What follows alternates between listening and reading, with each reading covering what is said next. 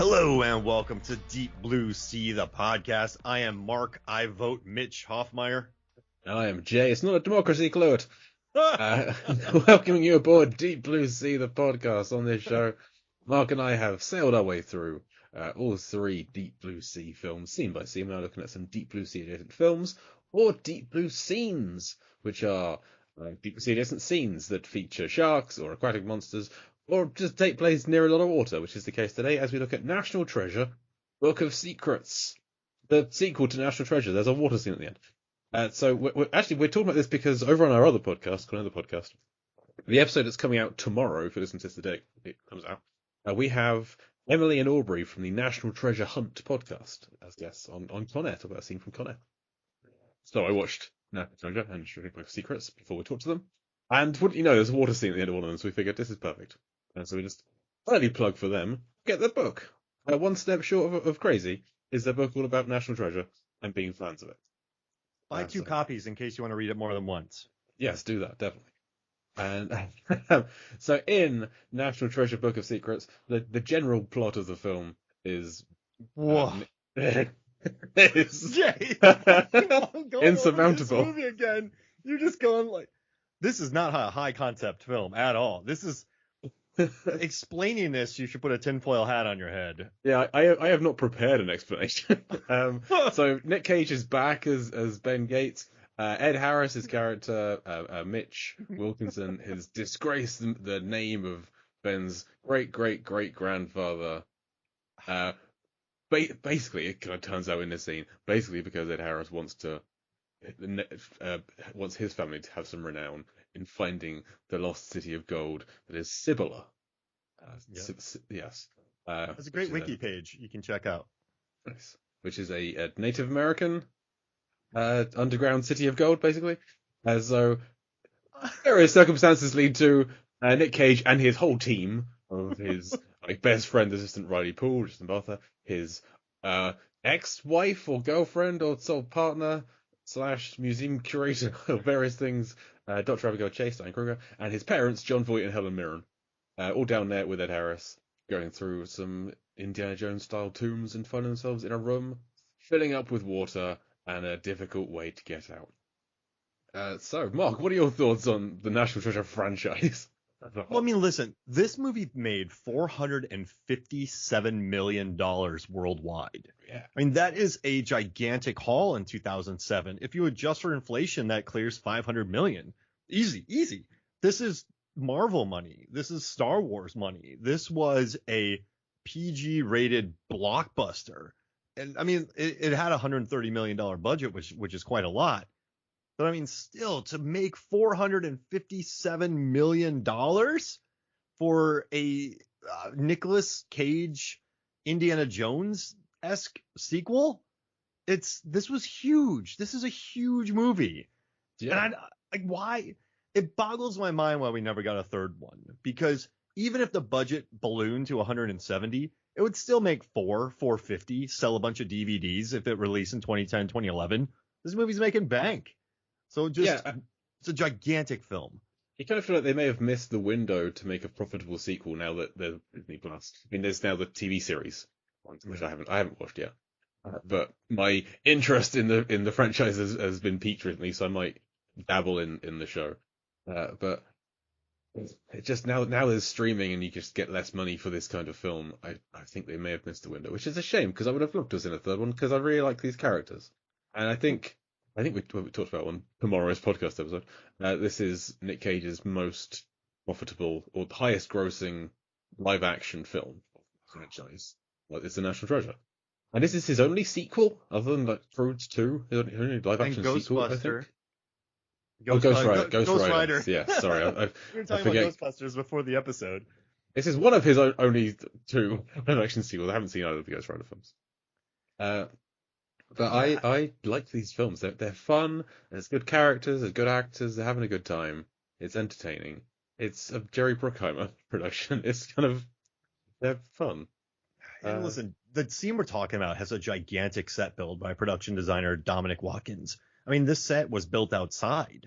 They couldn't even fit it inside, and they had to shoot it at night just because of the scale of this set. It's huge. And It's gigantic. And I know it's augmented with VFX and CGI, whatever, but it's still a huge build with practical water rolling through with just a gigantic build. And I love that about this movie. I mean, this is just a throwback to gigantic cavernous sets and that just feel, I don't know, like this movie really did fill the Indiana Jones void from 2004 to 2007, because in 2008 Indiana Jones came out. But it's just a blast. And also too, I was thinking about this scene, and this really is Deep Blue Sea adjacent, because you have Turtle Taub, who directed the Meg. You have Ed Harris, who is in the Abyss. Yeah. We have tons of doors being opened in this scene. We have people needing to close doors to prevent flooding. We have Anaconda's John Voight, which you and I covered. And it's just Trevor Rabin did the score. So he's our boy from Deep Blue Sea. So there's so many similarities to Deep Blue Sea that it's almost natural. It is natural that we covered this scene because it's so heavily focused on doors. And as we know in Deep Blue Sea, 39 doors are opened and closed to varying degrees. And so watching there's some math going on here, because okay, they have to hold the door open. Two of them are holding the door open, and then everyone gets through the door to close it on the other side, and the water keeps pouring through, but then people need to hold the door open, which means one of them has to stay behind to keep the door open while the other person gets through, so then they close the door while the water doesn't pour out anymore, and then presumably the other person gets stuck in there with falling debris and flooding waters. But there's a lot of door work. There's a lot of twisting. Like there's a lot of water work. There's a lot of doors being opened.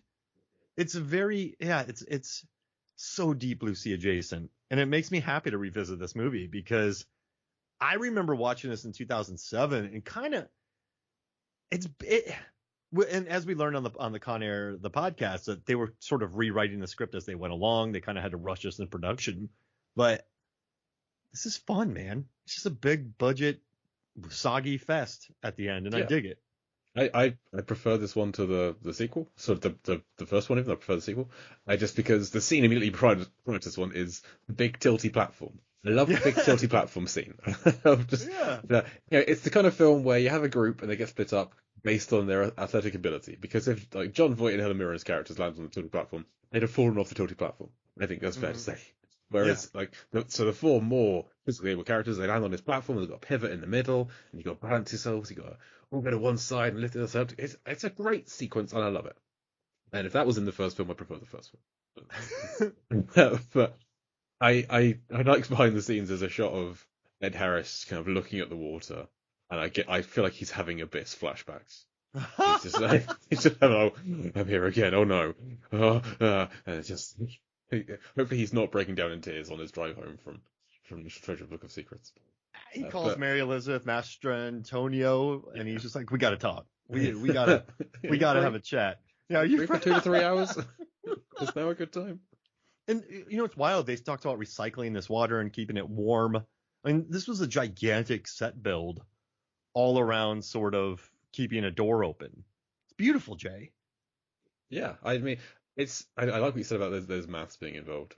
About just the one guy's going to stay behind and everyone else is going to get flushed through. And like Mitch is in charge of this. Ed Harris is kind of in charge because he's the most physically capable. He like being not young. Ed Harris has always been kind of scrappy, I feel like, but he's lithe. He's getting on in years, but like against Nick Cage, he handles him easily. I guess Nick Cage has got more vulnerable people around him he wants to protect. So and Ben Gates isn't a fist. You know, he's not a fist fighter. Benjamin Franklin Gates. He fights with his mind. Just math pops up. Yeah. What do you think the Deep Blue Sea Limitless Juice, Deep Blue Sea 2 Limitless Juice would do to Benjamin Franklin Gates? Benjamin Gates Franklin. Franklin Gates. Benjamin Franklin Gates. What do you, or Ben, as we like to call him, what would he become? That works. I mean, he's already incredibly smart. He also has quite an ego on him. Yeah. I think so. So when Michael Beach takes the limitless juice, he can see like the blueprints of he can see the information he kind of needs at the time. He like pictures the blueprints of I can't remember the name of the facility in Deep Sea 2. Oh well. Oh, He can like see the blueprints of that place that he needs to see at that point. So I feel like Ben Gates would see more clues or solve the puzzle he's working on at that point. So he would see the way out of where oh, they go. And if he took the limitless juice here, he would see either a means of keeping the door open that they can free the other side, or a means of taking Mitch out and leaving him behind.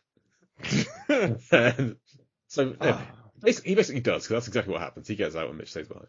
Yeah, Because he gets catapulted into the air, and he then does. Mitch gets stuck with the I guess, what do you call it? What is that thing that they're big, turning like, it turn around? wheel kind of thing. It's Yeah. some kind of turn. So I do like that Ben gets to be the martyr, also gets to survive, and because he says, okay, I'm gonna stay, I'm staying. Abigail, get my parents out, make my parents leave, and it's just by falling debris that makes him get catapulted to the door, and Mitch, still stood by the wheel, has to then hold it open, and Ben gets stuck in the current and it gets pulled through.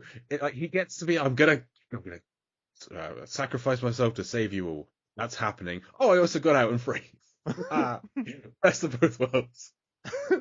That is the best of both worlds. Think about it. Like, I will do it, and then like something like you're standing on a catapult and it shoots you 50 yards away, and you somehow live, even though you said you would have stayed. Like, that's a good look. Yeah, because if they had managed to time something like that too, he holds the door open, everyone gets out, and then the catapult falls down, and he manages to get out, but the catapult sends him to the door just enough time to get out before it slams shut. Then that's the kind of absolutely perfect Indiana Jones-ness of it, like the Jack Sparrow of it all, wouldn't it? That would be the Yeah. ridiculous physics. But you know, in the tilted platform scene, they in theory have to leave somebody behind there as well. And Riley's Riley. like, I've worked out the maths here. I'm staying behind. And like, fine. And it's only through fluke of something falling or them being pushed and gets out that they'll get out. But here, it's immediately Ben's going to stay behind. I'm like, hang on, how has Ben become the sacrifice now and not Riley again? Why isn't he? He's there too. Is he not able to hold the door open? Do they think he's not capable? Riley, you don't have any. You're in debt. Your Lamborghini or Ferrari got towed. Just stay here. You have no dependents. You're a nice guy. We get it. We'll remember you, but it's your time. I'm sorry. You're the guy in the van. I can get another guy in the van. I can get another van. Yeah, you're a hacker. There's a lot of hackers out there. Yeah. I was about to say it's the 90s, but it was 2007 when they made this. Because in the 90s, I feel like hackers were in every movie ever made. Yeah, I was going to say The Core, but The Core's 2003, but it just feels like the most 90s movie ever. With DJ Qualls. DJ Qualls is the hacker? Yeah, he's the hacker. They just pick up DJ Qualls and he fills in for Justin Bartha. Exactly, yeah. He's definitely not busy in 2007, I think. He just looks at the camera and goes, like, we'll get DJ Qualls from The Core. And then Riley's like, no! I do feel like The Core and National Treasure are in the same universe. The Core, a film we will definitely cover on this show at some point. We will definitely cover The Core. They go deep. They go very deep. And what a cast! And what a cast. Delroy Lindo, Stanley Tucci. How'd they get that cast for The Core? Hilary Swank. The Core feels like the last film of that genre. Of just like this giant cast disaster movie clinging on to that time period where those films came out by fingernails, and it kind of failed, but I love it so much. It's so silly. It's Gonzo. And also Achilleos! That's the name of the place in Deep Blue Sea too. That's right, thank you. Goddamn Joy Swim. And also Dr. Misty Calhoun. Yes, of course. You can forget and Translator. Trent. Yeah. Listen to our Deep Blue Sea 2 series. It's 9 joyous episodes. I think it's 10, but yeah. Oh, 10. Well, we had 9 joyous and one terrible. Good, horrifyingly bad one. We had 9 joyous, and then Nick Rehak came on, and what can you do? An absolute delight. Yeah, absolutely. I feel like when Nick Rehak joins one of our episodes, it's a delight. It's a delight just talking to him. Not even on episode, just sometimes I have like a Twitter conversation with him, a messenger, and I just go back and reread it sometimes. It just makes me happy. Just interactions I've had with him. Yeah. He's a good dude. Nick Rehack. Good He's the dude. best. So I Sorry. cannot draw a link between John Voight in National Treasure Book of Secrets and John Voight in Anaconda as being the same actor. Gosh. They are such different like species almost, let alone like characters. He's Super earnest. Like these Turtletop movies, they have this sort of Goonies vibe where people talk over each other, where they're just sort of yelling, and watching him and Helen Mirren swing on ropes together and then start smooching. Yep. Did you listen to the commentary for this? I did not. So I think Turtletop annoyed John Voight a little bit because in the theater when they swung on the vine and then they landed and then they started smooching, apparently the audience started clapping and people really enjoyed it. And Turtletop was like, you know what? I told the studio that older people kissing wasn't gross. And Voight's like, I could have played younger. And then Turtletop was like, I didn't say old people. I didn't say old people. But like he's on a commentary track with John Voight. He's like, I told the studio that older people smooching wasn't gross. Or like in words like that. But like that's not something you say when you're recording a commentary with John Voight. No, yeah. I can understand why he didn't take that very well. And John Voight loves Diane Kruger. I mean, I don't blame him. He just interrupted Turtletop once. He's like, all right, Turtletop, I'm talking now. He's like, look at Kruger. He's like, as everyone gets wetter and wetter, she gets better looking. She's a very attractive lady. Yeah, but Voight, and then Turtletop's like, yeah, you're right. Look at her. And then it just began talk about Diane Kruger. Like, look at the power in her performance. And like, they just focused on the Krug for 10 minutes. I think John Voight was trying to overcorrect over just being called old, so then he just started talking about Kruger. I'm still a viable romance partner. National Treasure 3, I steal her from Ben. Yeah, I feel like if they were to make a third one now, it would be. Like, I don't want them to. I feel like it would go down the Mummy Tomb of the Dragon Emperor kind of thing, where it's like their grown-up kid is getting on it. I was like, no, thank you. They would have to have a kid by. Well, no. They might not still be. But at the start of this film, they're not together. That could have happened again. Or it could be like Ben Gates's ex-wife from before Diane Kruger came along. Like Kerry Washington joins the cast as former Mrs. Ben Gates. I don't know. Well, that'd be great. Yeah. Are their kids at summer camp? Their kids at dig school or archaeologist school, and they're just hanging out with Ray Fiennes and Carey Mulligan, and they're just digging into mounds in the British countryside, and then they go on a mission, just leave their kid with Ray Fiennes. I feel like if there is a kid in the plot, then that kid's gonna get kidnapped at some point. That's how these films all have a character close to Ben being kidnapped at some point. Sean Bean's still alive. Sean Bean's still alive. It's confirmed that Ed Harris dies. We see his body floating after the door shuts, which is sad. But yeah, Sean Bean's still out there as a bad guy. Is this the only film where Sean Bean is both a villain and doesn't die? I checked this out before, and I think there are others, but they're few and far between. Yeah, there's other films where he doesn't die, like The Martian. But he's the bad guy. He's just Sean Bean. Yeah, he's just Ian. But yeah, he lives. Yeah. He lives in National Treasure. So he's popping around. He steals Kerry Washington and Nicolas Cage's kid, who's hanging out with Ray Fiennes and Carey Mulligan. So is Ray Fiennes like Kerry Washington's new partner, or? No, he's just digging. Okay, he's the dig instructor. Okay. Yeah, and they're hanging out with Tim Blake Nelson, who's digging holes as well. Yep. And it's just National Treasure 3 holes. Not with Shia LaBeouf. No, not with Shia LaBeouf. Bring in Jack Quaid instead. I mean, he's the same. He's like the safer version of Shia LaBeouf. Yeah. Okay. Yeah. I like. Or the Pullman kid, who I like. Oh yeah, from Top Gun. Bob. Yeah, Bob. Yeah, bring in him as Shia LaBeouf, older from Holes. I haven't seen Holes. And then bring in David Morse from Disturbia, which makes this movie even weirder. John Turturro from Transformers. And Kelsey Grammer, and the lady who always wins Oscars. Frances McDormand. Yep, Yep. And Josh Duhamel. I broke the code for that one. The lady who was in Oscars in Transformers. Frances McDormand. Bring Megan Fox in. Just make it. Bring in everybody. And just have them all digging for like an hour. The Con Air style digging. And at the end of it, they dig up a box with Ryan Reynolds in it.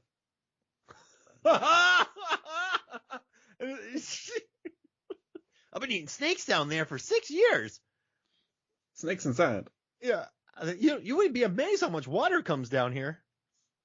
Where does all this water come from in this scene? It's they're like around Mount Rushmore. Yeah. Are there many lakes around that? I mean, probably hidden lakes. Okay. I mean, it's like, hidden springs. Well, no, there's that big bottle of water. Remember when they're putting water on all the rocks to make it darker? Yeah. And then they open it up. That's a big body of water in there.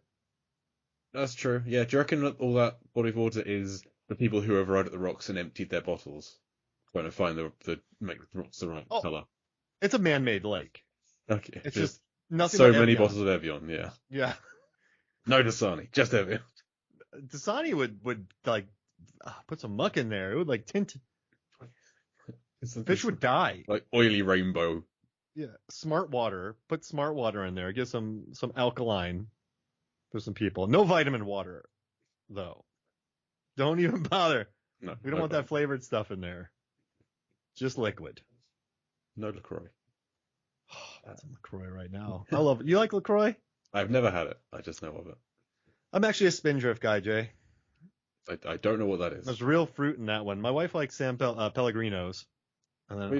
We have them here. I have had San Pellegrino. They're okay. Are you a big fan of fuzzy water? I prefer Pepsi Max. Pepsi Max?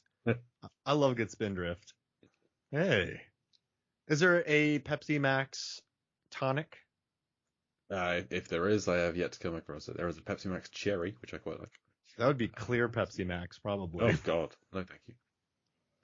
So that's what they're swimming in here is clear Pepsi Max. And how much the dialogue too? They had to come back and re-record all this according to Turtletop. It's so ADR'd. Yeah, there's rushing water all around. Yeah, there's no way you could have it. A lava would blow up. That's for sure. One of the things I do like about this film is you get over the first one is there's more opportunities for shouty Nick Cage, him to be like let off the leash a little bit more when he and Diane Kruger are making a scene in Buckingham Palace, which what I find furious about this is that no one in your country can pronounce the place where the royal family live. It's Buckingham. Everyone pronounces the H in your country. Buckingham Palace. Everyone says Buckingham. No one is Buckingham. No one pronounces the H's. A pet peeve of my. I'd never noticed it until my wife pointed it out. It infuriates her, and now I can't not notice it. So Buckingham Palace. Yeah, that's infuriating. I might start a restaurant called just Buckingham Palace. That's fine. Yeah, I mean, 3 words. A different place, so that's okay. Yeah, Buckingham Palace. But yeah, when Cage is making a scene in Buckingham Palace with Diane Kruger, that's some prime Nick Cage craziness. That's off the chain, Cage. And I gotta say, I was really disappointed with Dr. Abigail Chase when as soon as they got into this lost city, she's like, "It's a dead end. We can't go any further." I'm like, she's been in these things before. It's never a dead end. There's always another room. She gave it immediately. You never get amazed at the first thing you see because there's gonna be something bigger, and there's always a way out. That's just the rules of these caverns. Oh man, and but she gave up immediately. I'm like, listen, Dr. Abigail Chase, you're cool. I like you a lot. You're great. You're very good in the bridge. But come on now. You're not at a dead end. You're never at a dead end. What do you think about the city? That's a big city. It's a lot of gold. It's a lot of gold, yeah. Like, how do people get in there? It's easy to get in and get out, I think. Yeah. But yeah, actually, has it always been underground? Yeah, it must have done. That's not how the ground works. And Earth doesn't move that fast in 200, 300, 400 years. Like tectonic plates take a little while. It wouldn't have formed that perfect cavern over the top of everything. It's a cool city, but it just kind of feels like You like gold because it's shiny. It doesn't really happen when there's no sunlight.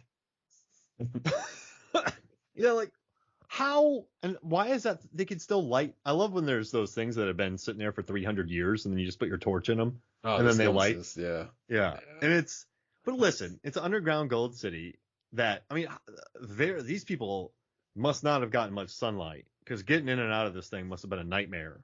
That's a lot of gold too, Jay. Is it gold That plated? is. Well, I think on the National Treasure Hunt podcast, they tried to work out whether Riley could take that big brick of gold, and it's like, no, he couldn't. So it must be gold plated. It's sort of, I don't know what, it's like gold plated. I don't know what will be underneath it. Does gold weigh less in this world? Maybe.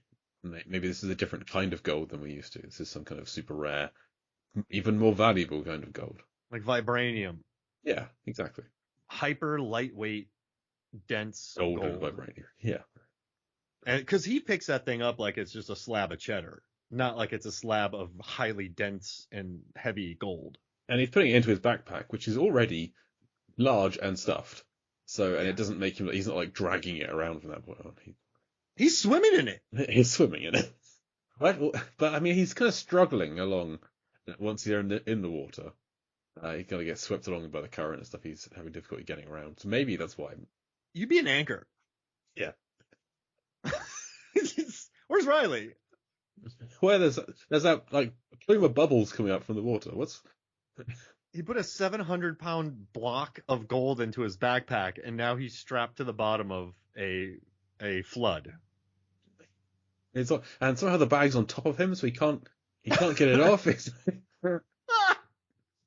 We need like a tree to pry it off him or something. We need to lever it. Call DJ Qualls. Hack the bag off. What's Johnny Lee Miller up to now? Let's get him. I mean, Wait. we got Ian John Voight. We could get Renoli Santiago from Hackers, And who Sally Can't Dance. Yeah. Yeah. That'd be a freak. I'm freaking. Anybody from Hackers would be a great. Matthew Lillard. Matthew Lill in a van with Nicolas Cage. I mean, I'd melt. What's the last film Matthew Lillard did? Where's he been? I know he did some good work, and what was it? He directed a movie. Let's see. Matthew Lill. He's been doing good lately. I love SLC Punk. I'm gonna see the new Scream.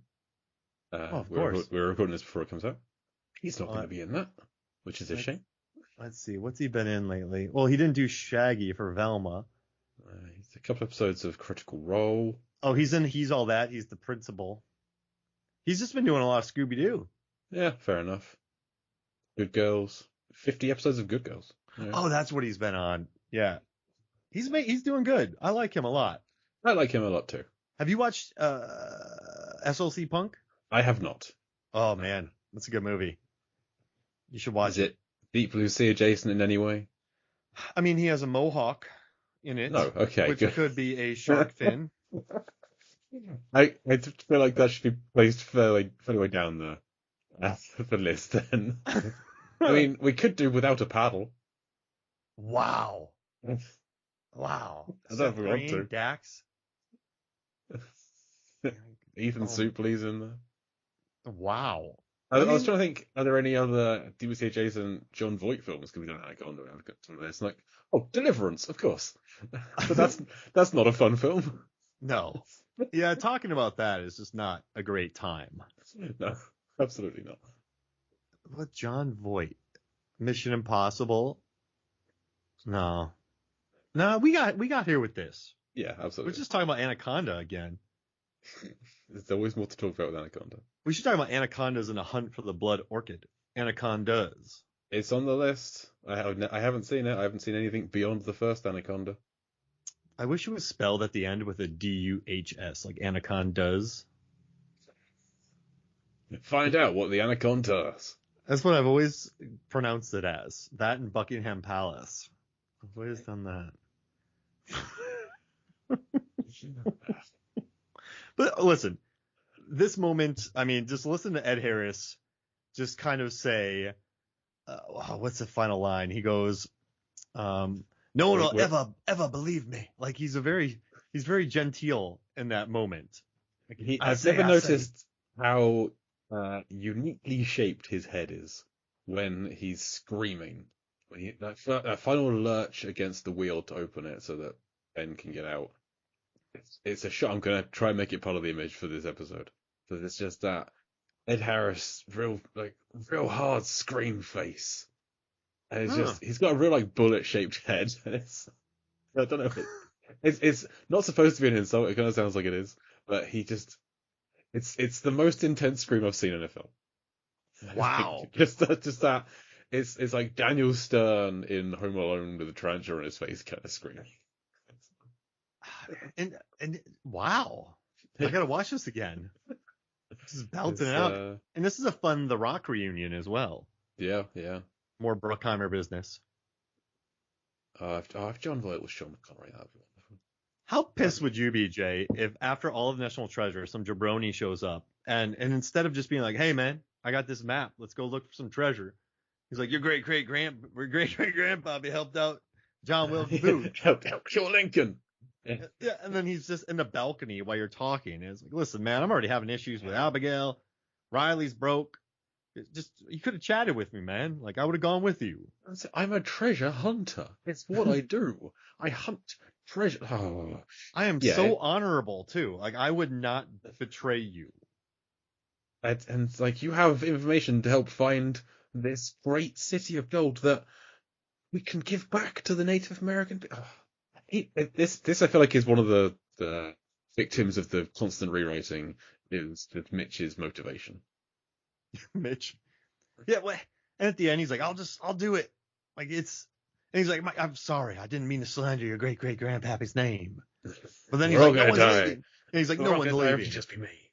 Yeah, it's a very odd thing. Do you think they'll get to that gold? I mean, it's not going anywhere. I mean, now that they know where it is, and he tells Harvey Keitel of the FBI, so I feel like conversations would be had with Native American officials, like, "Hey, there's the gold under there. We'll help her get to it for a cut," and they're probably going to be like, "No, it's fine where it is. It's okay. We don't need it. Don't come get it. But we're not going to help." This is yours. There's trillions of dollars. But we would like some. Yeah, we would like a cut. Here's a crane. This is worth one pyramid. We don't know how many pyramids there are. We would like one. A crane. A third of a pyramid. Deal. Oh no. Should have went for an eighth. God damn it. That's still a lot of money. It's ridiculous amount of money. I think the treasure from the first film was valued at $10 billion, I think they say, and then they get 1% of that between Ben and Riley, so they get $50 million each. He's already broke. Enough, and yet I bet Riley has lost it all. I want to learn about Riley's adventures. I think it was like writing a book and trusting the wrong accountant. Yeah, so he just got screwed. How do you get? I know Johnny Depp. I know Johnny Depp apparently just lost $50 million. He's like, it's kind of embarrassing. I don't know how that happened because his big sofa. Yeah, his accountants probably swindled him, but that's a lot of money to lose in a couple of years. And Ben Gates doesn't even help him. I mean, Riley's an adult. Ben's got Riley's no problems. His girlfriend's left. Yes, absolutely. I love him. He's ride or die. He's ride or die, but he's a nerd. He's an idiot, but he's still ride or die. Like I'd get his back. I'd go after that accountant. Yeah. If I can find the lost city of gold, I can find some dirt on the accountant. I was thinking like the budget for this sequel is less than the money that they earned. In fact, they were given for the 1% of that giant find. They couldn't have made this film for that, and it's like this limitless fortune. Oh man, I'm glad we talked about this, Jay. Me too. I like this film. What other adventure films do you like? What other gold hunting films? So you didn't like Uncharted. I didn't finish Uncharted. We got like an hour in, and I was like, nope, I'm fine, thank you. I mean, I love the Indiana Jones films, of course. Last Crusade is a big childhood film for me. Can we do the water scenes in the rundown? Once I've seen the rundown, yeah, sure. I've never seen it. Whoa. Sean Willie Scott, And Dwayne Rocky Johnson, yeah, I'm Chrissy aware. Wally, Ewan Bremer, Rosario Dawson. Ewan Bremner's in it. My God, I love Ewan Bremner. Yeah, he's really good. Tintin. Ooh, the Mummy has treasure. I'd love to. Oh, Tintin, the Lost Unicorn, Secret of the Lost Unicorn. I really like that film. There's some boat scenes on that one. Yeah. There's the scene, the kind of the chase through the town with a bird and after the pages. I love that's a perfect scene. Tintin's lovely. That's one of Spielberg's best scenes, I think, is that one. And that's, he's made some scenes. I own that movie and it's somewhere in my home. I don't know where, but I know I know exactly where it is. It's in my go-to. We've got DVDs in two places in my house. There's some next to the TV in like a small cupboard, and the rest are in the attic. Tintin's next to the TV. That's easy access. Nice. I did alphabetize mine though, but then I have a section for Shout Factory. I have a section for Criterion. I have a section for Arrow Video. I have a section for Kino Lorber. I have a MVD section, and then I have all my Blu-rays alphabetized, and then my DVDs alphabetized. I'm looking forward to when I've got. This house hasn't got enough space to have more than one place easy access. I'm looking for like a future house. A future place is going to have the library, and it's all going to be alphabetized. And I cannot wait to have them all back within reach. And I have a third location of podcast adjacent films, which is right next to me in my office. Smart. Yeah. The problem with alphabetizing your movies is you got to put them back in alphabetical order. That's fine. That's the only problem. I hate doing it. That's easy. You just do it by name. Like my wife has organized our books by color, and I find that infuriating because I never know what color the spine is. I know what the book's called. I know who wrote it. I've done that before. I don't like it. It looks nice, but it's not helpful.